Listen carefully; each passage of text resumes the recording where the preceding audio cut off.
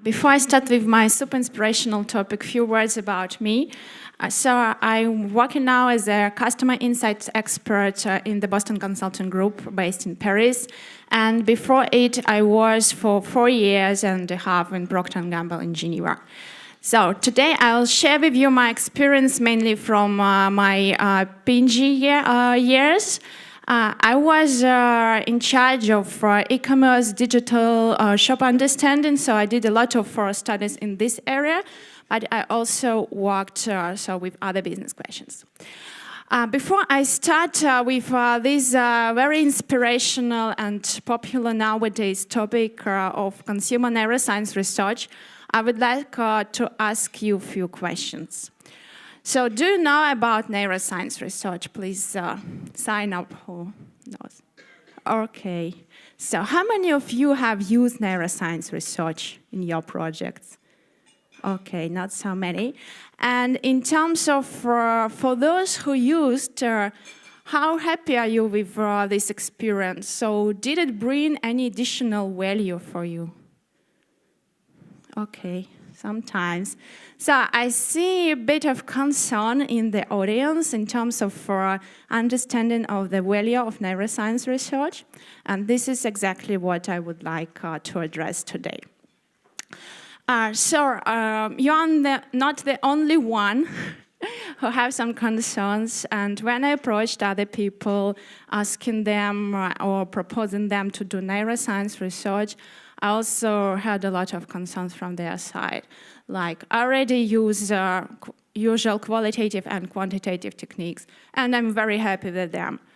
Or what additional benefits can I get from neuroscience research? Because it lasts longer and it costs much more.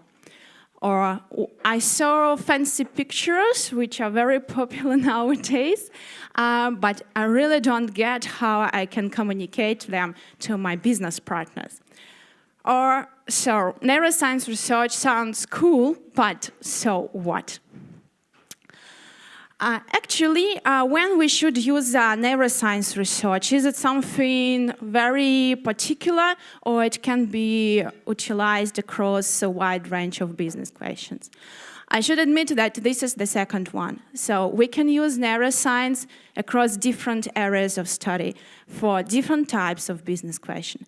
Starting with the category understanding, so evaluation of the category, perception of the category, and the nature of this engagement. When brand perception, so how our brands stand out from other brands and how our brand is perceived. So it really helps us to deep dive into this question. So we can also get very in-depth understanding of copies and key elements of copies. And last but not least, we can understand shopper behavior in store and shopper decision-making near the shelf. So, as I just mentioned, I worked a lot with shopper research. Today, I would like to focus on this type of experience which I have and where I use neuroscience. But I should admit that actually you can use it across various topics. And if you have an experience, if you got an experience in one area, you can reapply it to other areas because the principles are pretty similar. And research approach as well. So coming closer to shopper research, the first time when I decided to do the shopper research is that I was pushed by my business partners. So we do lots of shopper learns. It's a very popular tool which we use in PNG, so a very popular research approach which we used.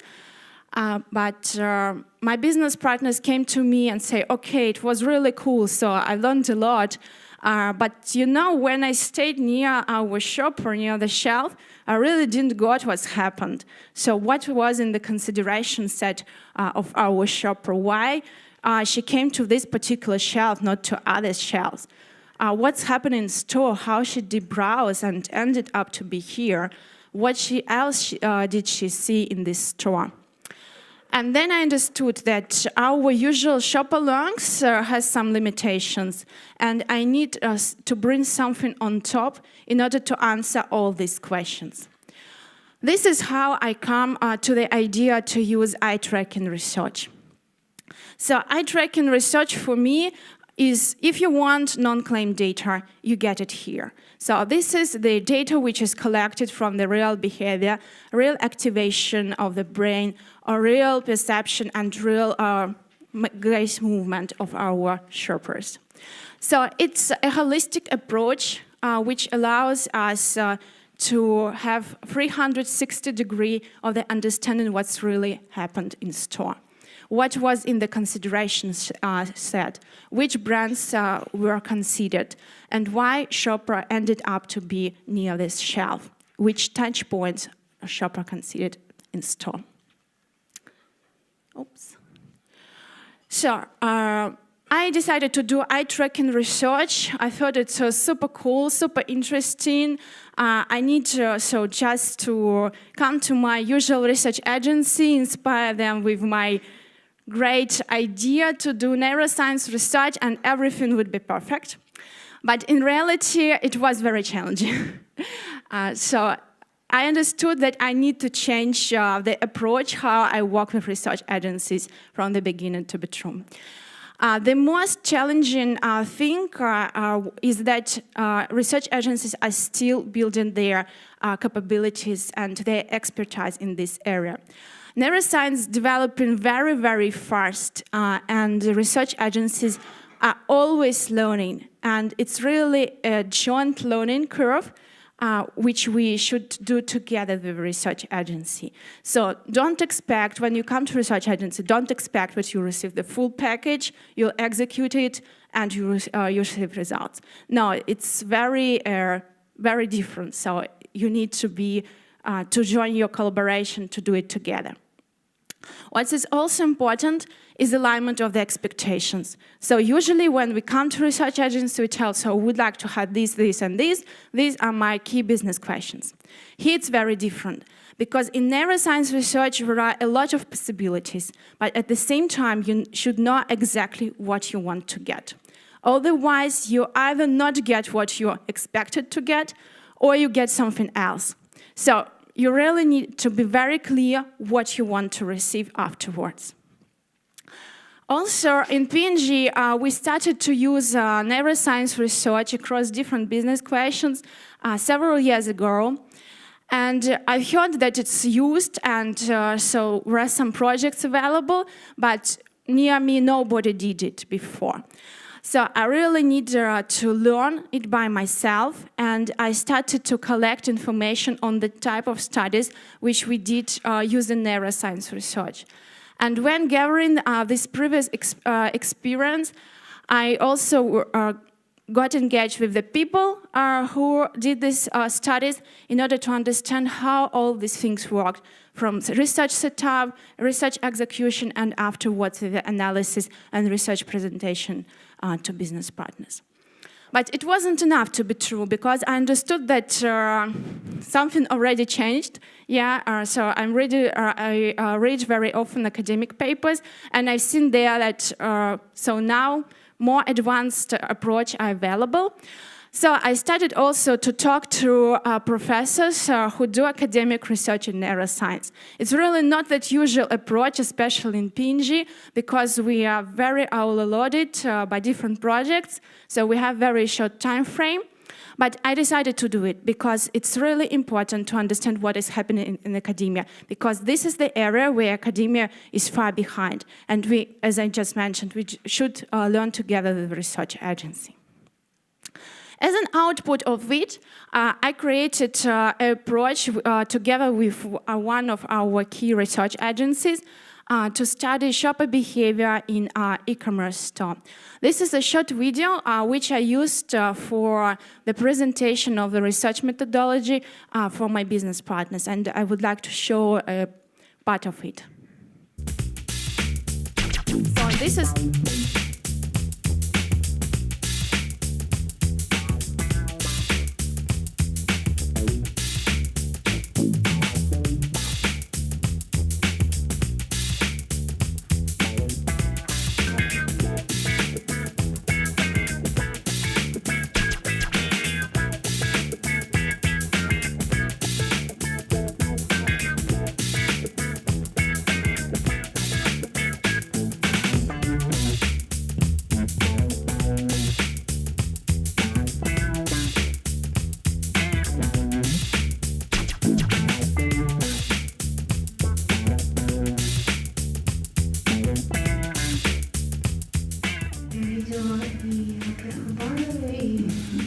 Отличный подарок я видела.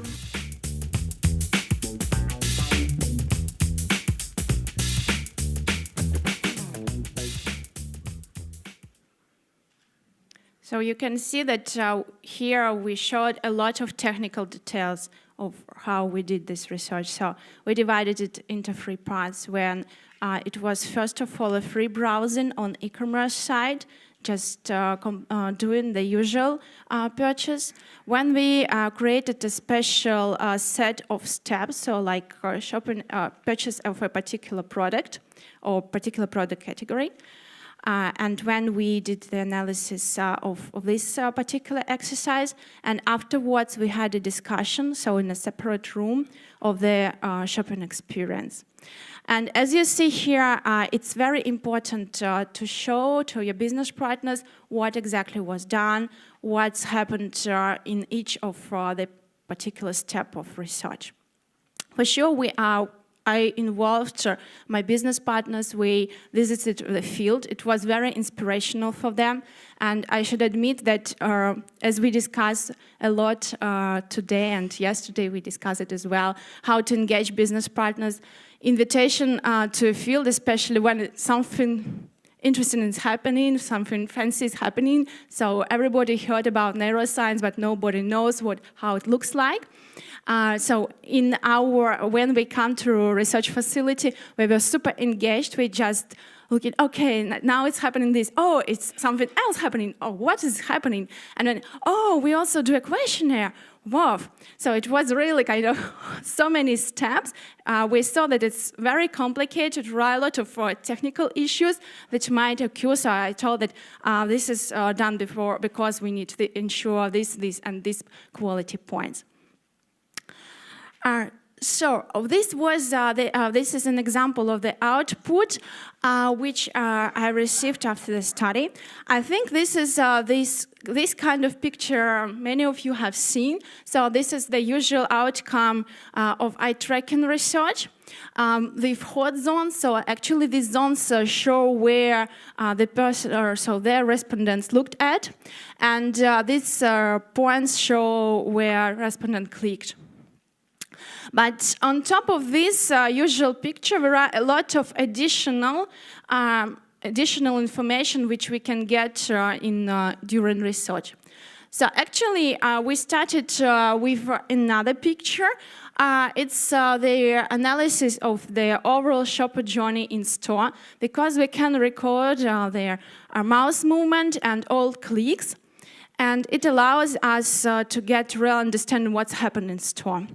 And as an example here, we see a very interesting picture because our respondents started to make their shopping not with going to a category, to a catalog. We go directly to special offers and novelties section. So we started to investigate what's new or what's on sale before going and making their usual purchase. Or some of them clicked on banner to buy detergent, even despite the fact that we were not going to buy detergent. So we saw that this banner really worked. Another piece of information which we gathered, it's this one. It's after a shopping discussion, we had it both qualitative and quantitative. So from the quantitative part, we received really interesting figures. So first we asked them whether we see this element on the side. Yeah, we're very high, so we claim that we've seen everything. Everything was perfect, everything was great. So when we for sure check it with real data, yeah, like this is the claimed versus our heart. So it's for sure different pictures, but so we did it by page analysis. And asking these questions is very useful because we understood that the consumer specific is helpful and engaging element. So that we really think that this is useful part of the store.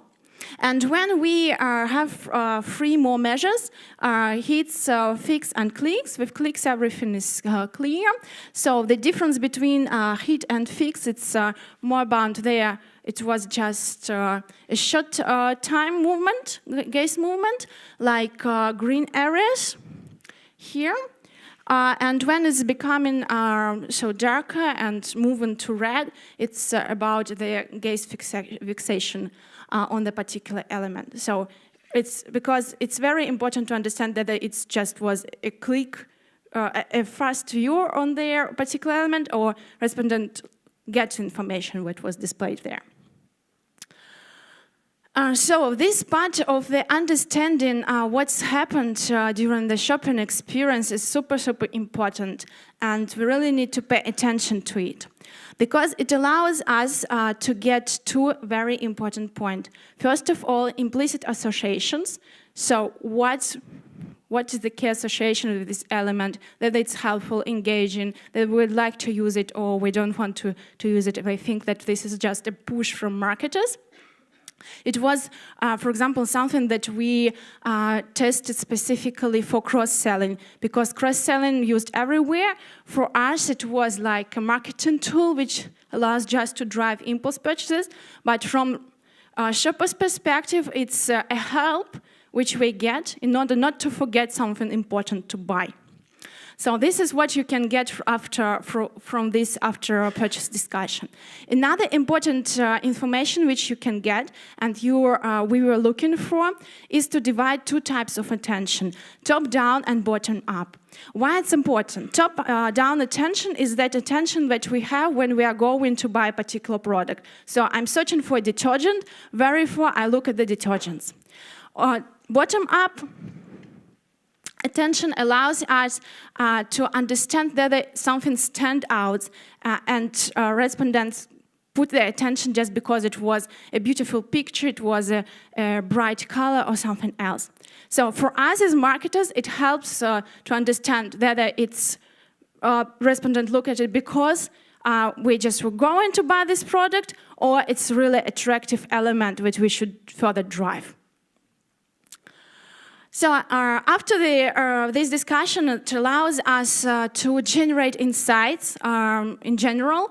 So what kind of insights we can get? So we can, in general, understand the overall shopper journey in store, what touch points were used, which touch points were attractive, useful, which of them were not.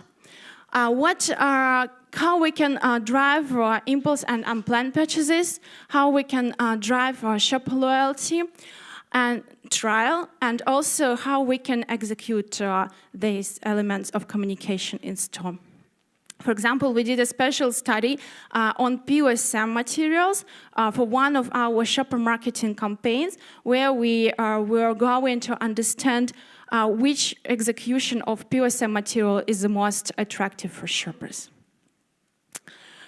So when we present result, we are ready. So we go to our business partners, we present our results. First of all, it's very important to keep in mind that methodology is really difficult. And it's really difficult for the team, especially for the first time, to get what's happened, how it's really worked. So the best approach is to engage your team beforehand. So as I mentioned, invite them in the field, but before the field, it's better to do some briefing on what will happen. So engagement from the first day, yeah, when the idea of neuroscience research just popped up. When set very clear expectations, so especially expectations for research agencies from one side and expectations from business partners from the other side. Some business partners think that, yeah, so it's neuroscience, it will answer all my questions, so I'll know everything. You need to be very clear on what you can commit to, on what you can't commit to. But still, you should admit that you can make much higher commitments. Discuss in advance the research which you can, analysis which you can do.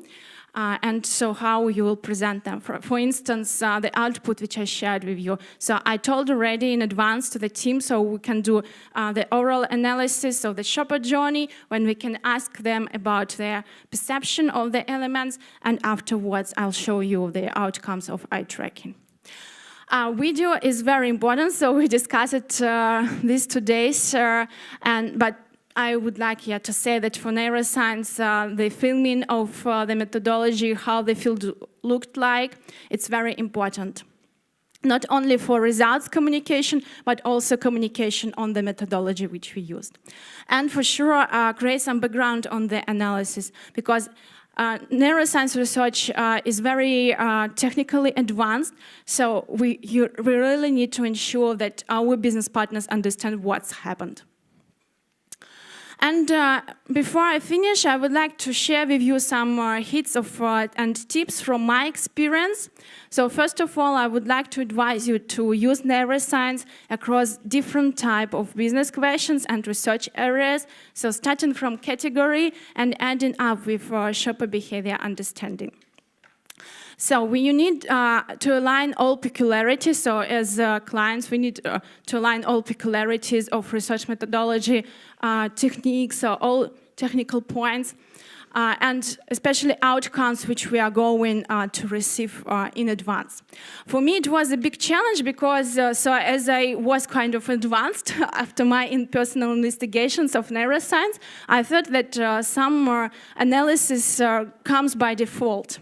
But it wasn't so. So I had to wait 2 weeks afterwards to make some extra analysis. And you can imagine, yeah, that in the situation of the tough timing and fast business decisions, not possible to do. So it's very important to know exactly what you're going to achieve in terms of results as well. So follow up all technical questions. As I mentioned, it's very technically advanced approach. So, and there are a lot of technical challenges which might happen. So you probably won't expect them, but when you go to a field, you see that half of what you expect actually doesn't work. And you need really to fix it urgently, and you really need to know what exactly you need to fix. So talk to technical experts who always participate in this research. So we're always some technical specialists, either for eye tracking or EEG, so from fMRI for sure. And you need to talk to this technical person, say, I want, and double check, I want this and this outcome. Will I get it from this, what you're doing right now here? And you need to ensure that you'll get it. Engage your team in the understanding of research methodology. So it's very engaging, inspirational, just get it from your team. And learn about all possibilities of using neuroscience research. So as I mentioned, neuroscience research is booming, so it's developing very fast. And it's moving in different areas. It's mobile research.